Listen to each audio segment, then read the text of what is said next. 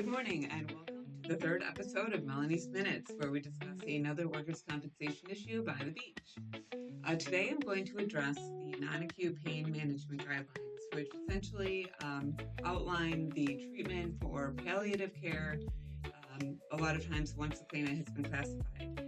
And part of that non-acute pain management includes medication, whether opioid or non-opioid. There is criteria for the use of opioids, which we will discuss in another episode. But today I'm just going to touch on the use of medication and what burden of proof is required to continue that medication.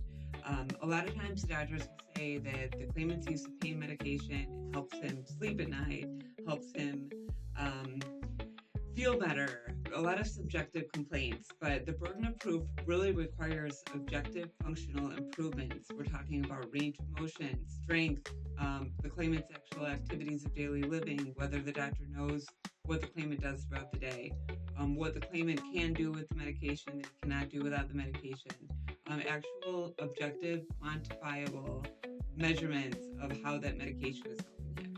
So if the claimant is on a medication, then we recommend you continuously monitor that medical report and make sure that the doctor is meeting that criteria.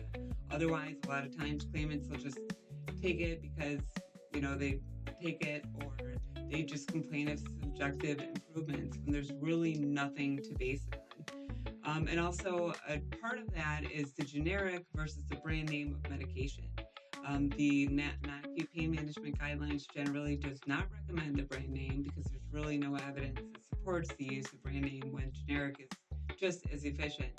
So if there is a case where a claimant requires the use of brand name medication, just make sure that that doctor is actually meeting that burden of proof. There should be, for example, if the claimant complains that he has side effects from generic medication, there should be medical evidence of that in the board folder. There should be actually a time when the claimant tried to take the generic.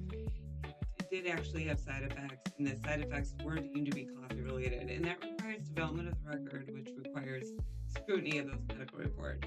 A lot of times also, a claimant will say the generic is not as effective, but again, that has to be based on objective functional improvements.